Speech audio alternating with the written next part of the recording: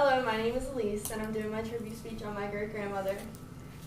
Has anyone ever had someone in their life they looked up to who inspired them to be who they are today? Well, my Nana, which is my great-grandmother, she influenced me to become a nurse. She's the reason why I chose to come to college in the first place and pursue my dream as a nurse. My Nana Kate joined the military in 1943. She served for 3 years in the middle of World War II, right after D-Day. My Nana Kate wasn't only an Army nurse, she wanted to be a flight nurse. She wanted to be in the action. She wanted to serve her country, and that's the dedication. She inspired me to want to help people nurture them back to health and get better. She not only inspired me, but she inspired my grandmother, who became a registered nurse, and my great-uncle Stephen, who went into the military as well, right after her. Well, the next generation. My Nana taught me what it was like to be brave, to be a hard worker, and the love that she had for her country. Let me tell you how my Nana showed me how to be brave. My Nana joined the military willingly and urged to be a flight nurse. In my Nana's job description as a flight nurse, she would be the one working on the planes. That could be critical care. She didn't do it in the air. But when she enlisted in the military, she was stationed in Normandy, France. She had to jump out of a boat in deep waters and swim to shore. My grandmother was very petite, and she had a very heavy equipment, and one of her fellow soldiers had to hold her backpack so she could swim to shore because it was so deep.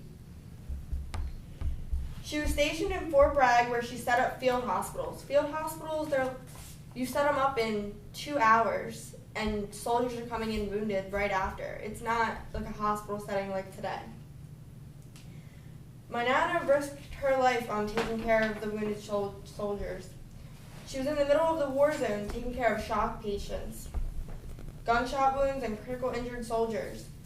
She was the one that pumped plasma into their blood to make them have a better chance when shock hit. And these are soldiers that were too injured to even go to a hospital. So they set up right there and took care of them until they were able to be transferred to the hospital. Another way my Nana showed her bravery was she was 5'3", petite woman carrying heavy equipment, staying with her troops when she was needed. Could you imagine a petite woman in the middle of a war zone, a battlefield, helping people 10 times her size? My Nana was not only brave, but she was a hard worker. Nurses nowadays go to college, get their degree, work in a hospital, and all we're worried about is the spread of infection. She had to take risks of a field tank getting blown up by a bomb in the middle of the war. She was a very hard worker.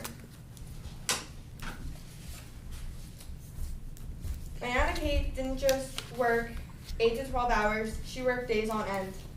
She worked when she was needed, whether that was all night, all day. She barely got any sleep.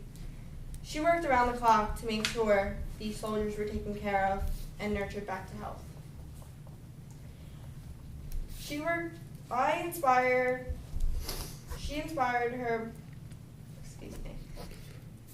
so many hours without the sleep and still doing her job. Now I know when I go to work for 8 hours, I'm exhausted. So for her to be around the clock nurse takes a lot. She was good at her job because only 4% of the soldiers that she took care of died, and that's very low. So she helped them a lot to get healthy. She provided for all the critical patients, RNO and ICU, that's the kind of patient she was taking care of, and that's in a field hospital. So could you imagine that? One thing about my Nana is she helped when she was needed. She did not hesitate. She was always ready for duty. Not to mention, during the war, she wasn't in the temperature-controlled environment that us nurses are in today. We don't have a warm hospital.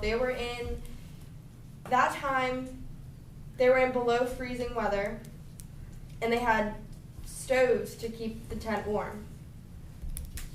She is the hardest worker I know. She would have to set up the field hospitals within hours. After she just swam, she'd have to set up hospital right after. How exhausting can that be? I told you how my Nana was brave and how she was a hard worker. Now let me tell you the love she had for her country. First, my Nana's love for her country. She was so selfless, she wanted to serve. She didn't have to.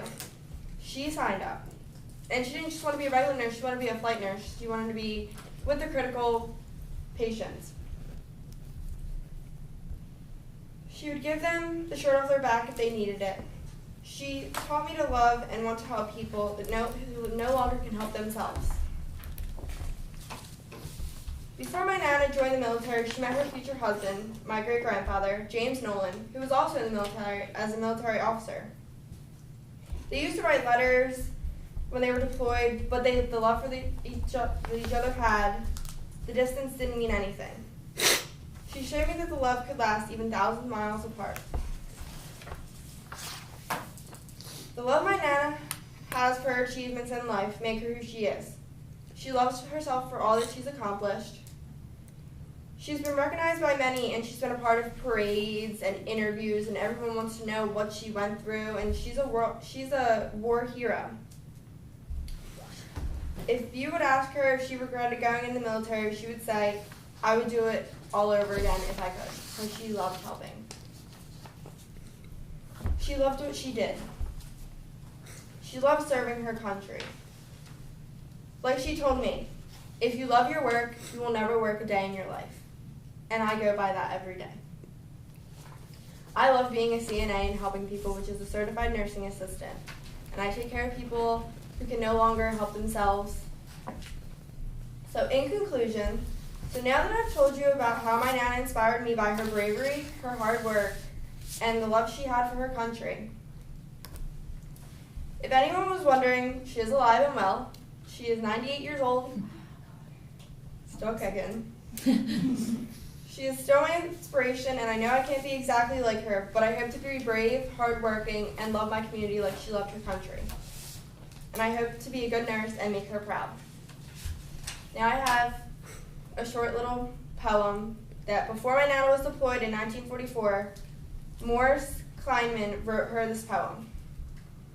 This is about a girl I've seen. She works all night in Ward 15. She's small, she's cute, she's pretty thin, with the Irish name of Catherine Flynn. Her Army rank makes her Louie. When she's asked about it, she answers Phooey. She likes her job and will not quit until the enemy ranks are split. The freckle-faced doll is a lady of class, another good Irishman from Worcester, Mass. This poem describes how she was in the war. And that's it.